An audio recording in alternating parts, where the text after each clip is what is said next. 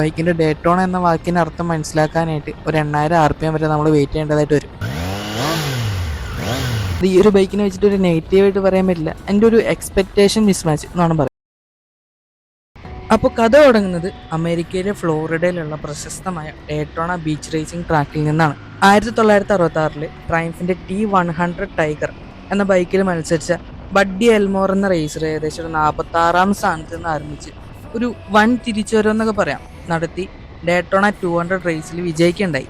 ഈ ഒരു ചരിത്ര വിജയത്തിന്റെ ഓർമ്മപ്പെടുത്തലായിട്ടാണ് ട്രയംഫ് തങ്ങളുടെ റേസിംഗ് ഡേനുള്ള ബൈക്കുകൾക്ക് ഡേറ്റോണ എന്ന പേര് നൽകാൻ തുടങ്ങിയത്. 2006 ബൈക്കിംഗ് ലോകത്തെ മാറ്റിമറിച്ച ഡേറ്റോണ 675 എന്ന ആ ഒരു ഇതിഹാസത്തെ ട്രയംഫ് പുറത്തിറക്കുന്നത്. അന്നത്തെ middle weight super sport category ഭരിച്ചിരുന്ന Yamaha R6, Honda CBR 600RR എന്നീ ജാപ്പനീസ് ബൈക്കുകൾക്ക് നേരെയുള്ള ട്രയംഫിന്റെ വജ്രായുധമായിരുന്നു ഡേറ്റോണ 675. ഭൂരിഭാഗം ബൈക്കുകളും 4 സിലിണ്ടർ എഞ്ചിനായിട്ട് വന്നപ്പോൾ ട്രയംഫ് കൊണ്ടുവന്നത് ഒരു ഇൻലൈൻ 3 സിലിണ്ടർ എഞ്ചിനായിരുന്നു. ഇൻലൈൻ 4 ബൈക്കുകളുടെ ടോപ്പ് എൻഡ് പവറും പാരലൽ ടിൻ ബൈക്കുകളിലെ ലോ എൻഡ് ടോർക്കും ഒത്തുചേർന്ന ഒരു ക്യാരക്ടറായിരുന്നു ഇൻലൈൻ 3 എഞ്ചിൻ ഉണ്ടായിരുന്നത്. അതുകൊണ്ട് തന്നെ ട്രാക്കിൽ നല്ലൊരു പെർഫോമൻസ് കാഴ്ചവെക്കാനും ഡേറ്റോണ 675 പറ്റി. ബൈക്കിന്റെ അഗ്രസീവ് റൈഡിംഗ് പൊസിഷനും പിന്നെ ഈ ഒരു ബൈക്കിന്റെ ഇൻലൈൻ 3 എഞ്ചിന്റെ സൗണ്ട് ഞാൻ പറയണ്ടല്ലോ, ആ ഒരു വിസിലിംഗ് സൗണ്ട്, ഇതൊക്കെ ഒത്തുചേർന്നപ്പോൾ ഡേറ്റോണ 675 ഒരു ആഗോള ഇതിഹാസമാക്കി മാറ്റാൻ ട്രയംഫിന് കഴിഞ്ഞു എന്ന് നമുക്ക് പറയാം. കൂടാതെ ഇതിനുശേഷം ഇതിന്റെ കുറച്ച് പെർഫോമൻസ് കൂടിയൊരു ബൈക്ക് ഡേറ്റോണ മോട്ടോ 2 765 എന്നൊരു ലിമിറ്റഡ് എഡിഷനെ കമ്പനി പുറത്തിറക്കിയിരുന്നു. പിന്നീട് ഇങ്ങോട്ട് നോക്കുകയാണെങ്കിൽ 2021, 24, 25 ഈ ഒരു ടൈമിൽ ട്രയംഫ് ഒരു മാർക്കറ്റ് സ്റ്റഡി നടത്തി. ഇതിന്ന് ട്രയംഫിന് മനസ്സിലായി പക്ക ട്രാക്ക് ബൈക്കുകൾ ദിവസേന ഓടിക്കാനുള്ള ബുദ്ധിമുട്ടും കൂടിയ വിലയും മെയിൻ്റെനൻസ് കോസ്റ്റൊക്കെ കാരണം ആളുകൾക്ക് ഈ ഒരു ബൈക്കിലുള്ള താല്പര്യം കുറഞ്ഞു വരുന്നുണ്ടെന്ന് മനസ്സിലായി. ഉപഭോക്താക്കളുടെ ഇത്തരം പ്രശ്നങ്ങൾ സോൾവ് ആക്കിക്കൊണ്ട് ഡേറ്റോണ 675 റീപ്ലേസ് ചെയ്ത് ഒരു എവരിഡേ സ്പോർട്സ് ബൈക്കിനെ കമ്പനി പുറത്തിറക്കി. കംഫർട്ടബിൾ ആയുള്ള റൈഡ് ഫോക്കസ് ചെയ്ത് ട്രയംഫ് പുറത്തിറക്കിയ പുതിയ ഡേറ്റോണയുടെ വിശേഷങ്ങളിലേക്കാണ് നമ്മൾ പോകുന്നത്. അപ്പോൾ hello ladies and gentleman, moto noise മലയാളത്തിന്റെ പുതിയൊരു വീഡിയോയിലേക്ക് എല്ലാവർക്കും സ്വാഗതം. നമ്മുടെ ഇപ്പോൾ ഉള്ളത് ട്രയംഫ് ഡേറ്റോണ 660.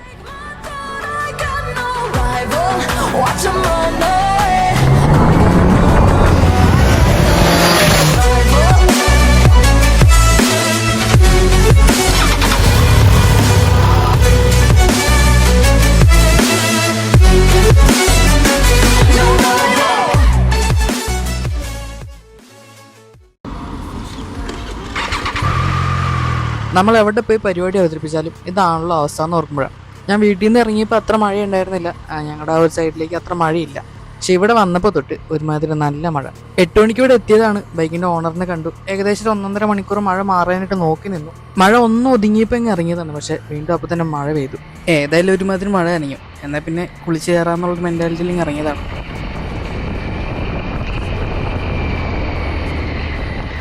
ഇടുങ്ങിയ അത്യാവശ്യം കൺജസ്റ്റഡ് ആയ റോഡാണ്, മാത്രമല്ല മഴ പെയ്ത് നല്ല വെറ്റായി കിടക്കുകയാണ്. അപ്പുറത്തൊരു സ്പോട്ട് ഉണ്ട് കേട്ടോ, അവിടെ ഒരു ചായക്കടയൊക്കെ ഉണ്ട്. അപ്പോൾ അവിടെ നിന്നൊരു ചായയൊക്കെ കുടിച്ചിട്ട് വണ്ടിയുടെ കുറച്ച് ഷോർട്സ് ഒക്കെ എടുത്തിട്ട് നമുക്ക് തിരിച്ചു വരണം. എനിക്ക് ഈ ഒരു ആംബിയൻസിൽ വണ്ടി ഓടിക്കാൻ വലിയ ഇഷ്ടമാണ് കേട്ടോ. ഇങ്ങനെ മൂടി കിടക്കുന്ന ഒരു അന്തരീക്ഷം, കുറേശ്ശെ മഴയും. അതിപ്പോൾ ഇന്ന വണ്ടി കയ്യിൽ കാണുന്നില്ല, ഒരു കണ്ടീഷനുള്ളൂ, പെട്രോൾ ബൈക്ക് ആയിരിക്കണം. ഈ ഒരു സമയത്ത് കിട്ടുന്ന ഒരു സമാധാനമുണ്ട്. അത് പക്ഷേ എത്ര പേർക്ക് മനസ്സിലാവുമെന്നറിയില്ല. അല്ല, നമ്മൾ ടോപ്പിക്കിൽ നിന്ന് കുറച്ചെങ്കിൽ തെന്നി മാറിപ്പോയല്ലോ. അപ്പോൾ കം ടു ദ പോയിന്റ്. കാഴ്ചയിലൊരു പക്ക റേസിംഗ് ബൈക്ക് പോലെ തോന്നുമെങ്കിലും ഇവനൊരു പ്യുവർ ട്രാക്ക് വെപ്പൺ അല്ല. ഇവനെ നമുക്കൊരു സ്പോർട്സ് ടൂറിംഗ് അല്ലെങ്കിൽ എവരിഡേ സ്പോർട്സ് ബൈക്ക് കാറ്റഗറിയിലേക്ക് ഉൾപ്പെടുത്താം. അതായത് ട്രാക്കിൽ മാത്രമല്ല, ദിവസേനയുള്ള സിറ്റി റൈഡിങ്ങിലും ലോങ് ട്രിപ്പുകളിലും ഒരുപോലെ ഉപയോഗിക്കാൻ പറ്റുന്ന ഒരു ബൈക്കാണ് ട്രയംഫ് ഡേറ്റോണ 660. ബൈക്കിന്റെ ഡിസൈനിൽ എനിക്ക് അത്ര അട്രാക്റ്റീവ് ആയിട്ട് തോന്നിയൊരു കാര്യം ബൈക്കിന്റെ ഡ്യുവൽ LED ഹെഡ്ലാമ്പ്സ് ആണ്. സിറ്റിയിലും ഹൈവേസിലും നല്ല വിസിബിലിറ്റി നൽകുന്ന ഹെഡ്ലൈറ്റ് ആണിത്. പഴയ ഡേറ്റോണ 675 ആ ഒരു അഗ്രസീവ് ലുക്ക് ഇതിലേക്ക് കൊണ്ടുവരാൻ ഡിസൈനർമാർക്ക് സാധിച്ചിട്ടുണ്ട്. ഒരു ഫുള്ളിഫൈഡ് ബൈക്ക് ആയതുകൊണ്ട് തന്നെ ഹാൻഡിൽ തിരിക്കുന്നിടത്തേക്ക് ലൈറ്റ് എത്തില്ല എന്നത് ചിലർക്കൊരു ബുദ്ധിമുട്ടായേക്കാം. ഹെഡ്ലൈറ്റ്സിന്റെ നടുവിലായിട്ട് ഒരു എയർ ഇൻടേക്ക് നമുക്ക് കാണാൻ പറ്റും. ഇതൊരു പക്ക ട്രാക്ക് മെഷീന്റെ ലുക്കൊക്കെ നൽകുന്നുണ്ട് കേട്ടോ.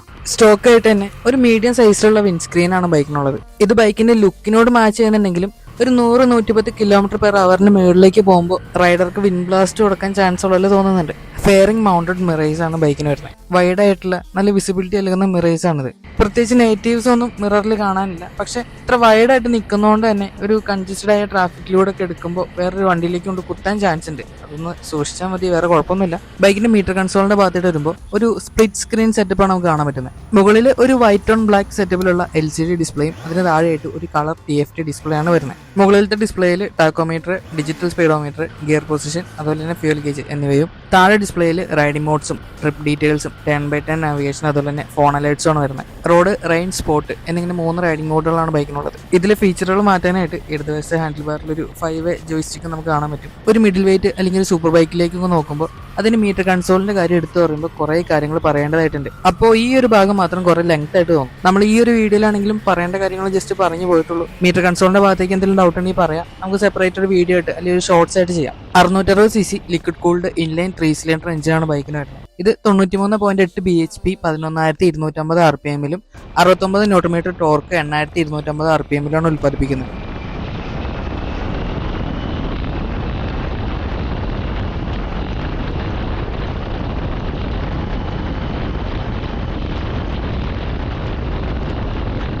ബൈക്കിന് ഒരു ഹൈ RPMലേക്ക് പുള്ള് ചെയ്യാൻ പാകത്തിനുള്ള റോഡോ സിറ്റുവേഷനോ അല്ല നമുക്കുള്ളത്. അതുകൊണ്ട് ആ ഒരു ഭാഗം ഞാൻ സ്കിപ്പ് ചെയ്യാണ്. ബൈക്കിന്റെ പവർ ഗേജിലേക്ക് നോക്കുമ്പോൾ നമുക്ക് മനസ്സിലാവും ബൈക്കിലൊരു mid to high RPM focused എഞ്ചിനാണുള്ളത്. അത്യാവശ്യം ബിഗിനർ ഫ്രണ്ട്ലി ആയിട്ടുള്ള ഒരു ബൈക്കാണിത്.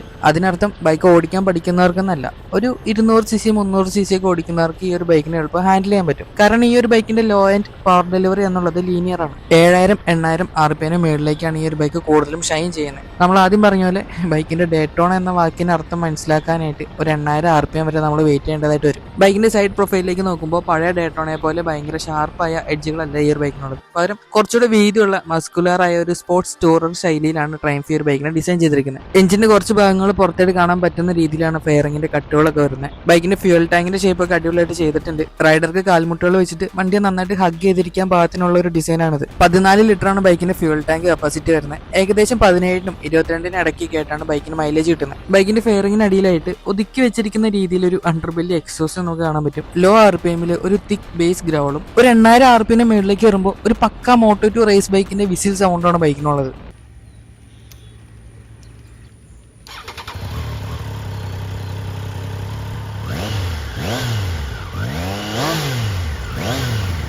മുന്നിലെ ആ ഒരു മാസ് ലുക്ക് പോലെ തന്നെ ബൈക്കിന്റെ റിയർ സൈഡിലും ട്രയംഫ് ഒരു കോമ്പാക്ട് ആൻഡ് ക്ലിയർ ഡിസൈനാണ് കൊടുത്തിരിക്കുന്നത്. ബൈക്കിലെ LED ഡേലൈറ്റ്സ് കാണാൻ വളരെ സിമ്പിളും ബ്യൂട്ടിഫുള്ളും ആണ്. ബൈക്കിന്റെ സ്പോർട്ടി ലുക്ക് മെയിൻറ്റെയിൻ ചെയ്യുന്ന തരത്തിലുള്ള സ്പ്ലിറ്റ് സീറ്റുകളാണ് ബൈക്കിനുള്ളത്. റൈഡർ സീറ്റിന് അത്യാവശ്യം വീതിയുണ്ട്, നല്ല കുഷനിങ് ഉള്ള സീറ്റാണിത്. പക്ഷെ പില്യൺ സീറ്റ് ഇത് വലുപ്പത്തിൽ കുറച്ച് ചെറുതാണ്. ലോങ് റൈഡിലൊക്കെ പില്യൺ കംഫർട്ട് കുറച്ച് കുറവായിരിക്കും. 810 mm ആണ് ബൈക്കിന്റെ സീറ്റ് ഹൈറ്റ് വരുന്നത്. ഞാൻ 164 cm ആണ്. എന്നെ വെച്ച് നോക്കുമ്പോൾ എനിക്ക് 2 കാലിന്റെ പകുതി മാത്രമേ നിലത്ത് വെത്താൻ പറ്റുന്നുള്ളൂ. ബൈക്കിന്റെ ക്ലിപ്പ് ഓൺ ഹാൻഡിൽ ബാറുകൾ ഒരു സൂപ്പർ സ്പോർട്സ് ബൈക്ക് പോലെ അത്ര താന്നിട്ടല്ല. അതുകൊണ്ട് തന്നെ ഒരു ലോങ് റൈഡിലേക്ക് നോക്കുമ്പോൾ ബാക്ക് പെയിനും റിസ്റ്റ് പെയിനും ഒക്കെ ഉണ്ടാകാനുള്ള ചാൻസ് വളരെ കുറവാണ്. ഫുഡ് പേക്സ് അല്പം പുറകോട്ട് നീങ്ങി കംഫർട്ടബിൾ ആയുള്ള രീതിക്കാണ് ഇരിക്കുന്നത്. റൈഡിംഗ് പോസ്റ്റർ അത്ര അഗ്രസീവ് അല്ലെന്ന് സാരം. ഷോവയുടെ സസ്പെൻഷൻസ് ആണ് ബൈക്കിന് വരുന്നത്. ഫ്രണ്ടിലെ 41 mm ഇൻവെർട്ടഡ് ബിഗ് പിസ്റ്റൺ ഫോക്സും റിയർ സൈഡിൽ പ്രീലോഡ് അഡ്ജസ്റ്റ് ചെയ്യാവുന്ന മോണോഷോക്ക് സസ്പെൻഷനാണ് വരുന്നത്. ഓവർ സോഫ്റ്റും അല്ല, എന്നാൽ അത്ര സ്റ്റിഫ് അല്ല. ഒരു മീഡിയം ലെവൽ കംഫർട്ട് വരുന്ന സസ്പെൻഷനാണ് ബൈക്കിനുള്ളത്. എന്നിരുന്നാലും കോർണറിംഗിലൊക്കെ നല്ല കോൺഫിഡൻസ് ഈ ഒരു സസ്പെൻഷന്റെ ഭാഗത്തു നിന്നും കിട്ടുന്നുണ്ട്. സൂപ്പർ ബൈക്കിന്റെ ലുക്കും പെർഫോമൻസും ഒപ്പം സാധാരണ ബൈക്കുകളുടെ പ്രാക്ടിക്കാലിറ്റിയും കംഫർട്ടും വേണം എന്ന് ആഗ്രഹിക്കുന്നവർക്കുള്ള ഒരു ബെറ്റർ ഓപ്ഷൻ ആയിരിക്കും ട്രയംഫ് ഡേറ്റോണ 660.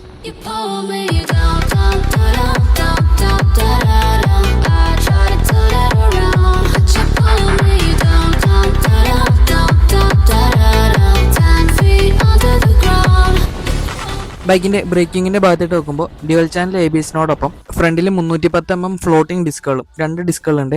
റിയർ സൈഡിൽ സിംഗിൾ ഡിസ്ക് ആണ്. 220 mm ഫിക്സഡ് ഡിസ്കുമാണ് ബൈക്കിന് വരുന്നത്. അത്ര അഗ്രസീവായ ഷാർപ്പ് ബൈറ്റ് നൽകുന്ന ബ്രേക്കിംഗ് അല്ലാട്ടോ ബൈക്കിനുള്ള. ബ്രേക്കിംഗ് അത്യാവശ്യം പ്രഡിക്റ്റീവ് ആണ്. കൂടാതെ റൈഡറിന്റെ സേഫ്റ്റിയും കംഫർട്ടും ഒന്നുകൂടെ മെച്ചപ്പെടുത്തുന്നതിന് വേണ്ടിയിട്ട് സ്ലിപ്പ് ആൻഡ് അസിസ്റ്റ് ക്ലച്ചിന്റെ സപ്പോർട്ടും ട്രാക്ഷൻ കൺട്രോളും ബൈക്കിന് വരുന്നുണ്ട്. നമ്മുടെ വീഡിയോസ് കാണുമ്പോൾ മനസ്സിലാവും നമ്മളൊരു അഡ്വാൻസ് ലെവൽ റിവ്യൂ അല്ലാട്ടോ ഉദ്ദേശിക്കുന്നത്. നമ്മളൊരു ബിഗിനർ ആണ്. അത് വെച്ചിട്ട് വീഡിയോ കാണുന്ന ഒരു സാധാരണക്കാരനെ സംബന്ധിച്ച് ആ ഒരു ബൈക്ക് എന്താണെന്നും അതിന്റെ ക്യാരക്ടർ എന്താണെന്നും നമുക്ക് മനസ്സിലാവണം. അത്രയാണോ ഞാൻ ഉദ്ദേശിക്കുന്നുള്ളൂ. അതുപോലെ തന്നെ നിങ്ങളൊരു ബൈക്ക് റൈഡ് ചെയ്തിട്ടുള്ള അല്ലെങ്കിൽ ഓൺ ചെയ്യുന്ന ഒരു വ്യക്തിയാണ് എന്നുണ്ടെങ്കിൽ ഈ ഒരു ബൈക്കിനെ പറ്റിയുള്ള നിങ്ങളുടെ അഭിപ്രായങ്ങൾ കമന്റ് ബോക്സിൽ പറയട്ടോ. അത് ഈ ഒരു ബൈക്ക് എടുക്കാൻ പ്ലാൻ ചെയ്യുന്നവർക്ക് ഒരു ഹെൽപ്പ് ആവണമെങ്കിൽ ആയിക്കോട്ടെ.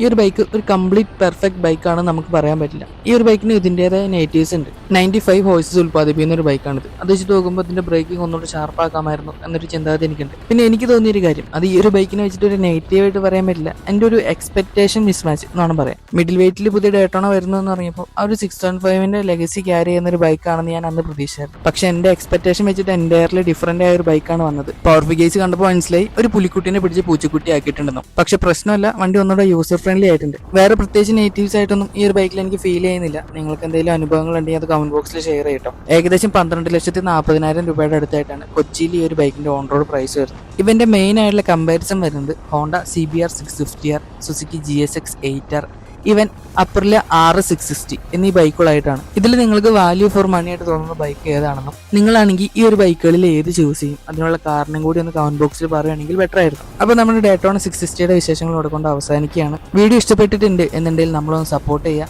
വീഡിയോ ഒന്ന് ലൈക്ക് ചെയ്യുക, ചാനൽ ഒന്ന് സബ്സ്ക്രൈബ് ചെയ്യുക, വീഡിയോ ഫ്രണ്ട്സിലേക്ക് ഒന്ന് അയച്ചു കൊടുക്കുക. അപ്പോൾ പുതിയൊരു വീഡിയോയിൽ കണ്ടുമുട്ടുന്നവരേക്കും this is Vishal Vijayan signing off for moto noise Malayalam.